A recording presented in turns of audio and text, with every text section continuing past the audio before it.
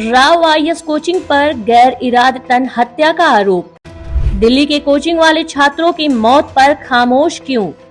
लाखों की फीस के साथ कोचिंग छीन रही छात्रों की जिंदगी। छात्रों के जीवन और कोचिंग की मनमानी पर कोई संवाद क्यों नहीं, पूछता है यूपी संवाद।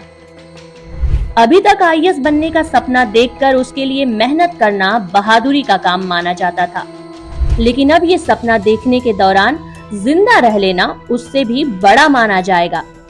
ये बात शनिवार शाम दिल्ली में हुआ हादसा हम सबको मानने पर मजबूर कर रहा है।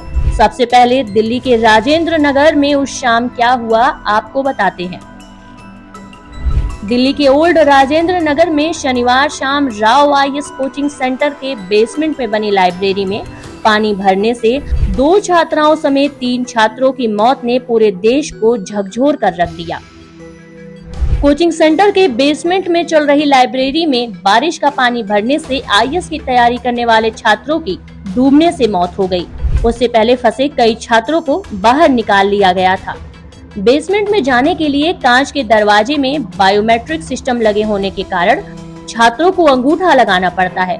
बताया जा रहा है कि शाम करीब 7 बजे कोचिंग सेंटर के बाहर सड़क पर कुछ बड़े वाहनों द्वारा यू टर्न लेने के कारण पानी के प्रेशर से बेसमेंट में जाने के लिए बनी सीढ़ियों पर लगे कांच का दरवाजा टूट गया, जिससे पानी एकदम से बेसमेंट में जाना शुरू हो गया।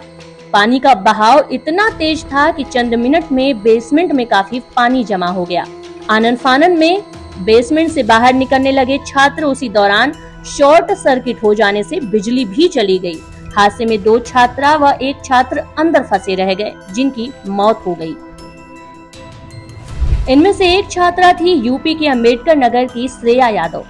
दिल्ली में आईएएस की तैयारी करने गई छात्रा श्रेया यादव की मौत के बाद अंबेडकर नगर के हाशिमपुरा बरसावा में मातम छाया हुआ है। मां बोली बिटिया अफसर बनने गई थी, लेकिन अब उसकी लाश आ रही है। श्रेया के पिता दूध का व्यापार करते हैं। उन्होंने इसी साल अप्रैल महीने में दिल्ली के राव कोचिंग में बेटी का दाखिला कराया था। 3 भाई बहनों में श्रेया सबसे बड़ी थी।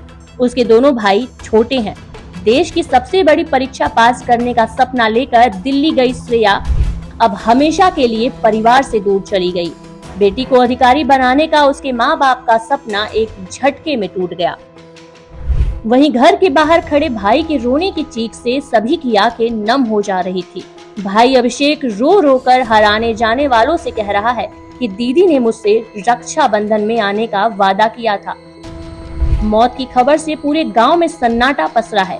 नम आंखों के बीच कोचिंग संस्थान के प्रति परिजनों से लेकर गांव वालों में आक्रोश देखने को मिला।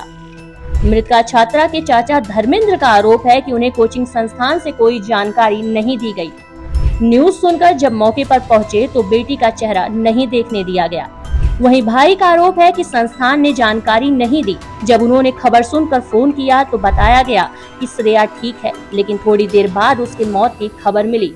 परिजनों ने संस्थान के संचालक पर केस दर्ज करने की मांग की है, लेकिन इस घटना ने कई तरह के सवाल खड़े किए हैं, जिन्हें पूछता है यूपी संवाद। सबसे पहला सवाल, इस घटना के पीछे का असली जिम्मेदार कौन है? रील पर वायरल हो रहे कोचिंग संस्थानों के टीचरों ने पूरे मामले पर अभी तक कोई प्रतिक्रिया क्यों नहीं दी? सरकार इन महंगे कोचिंग संस्थानों पर मेहरबान क्यों है?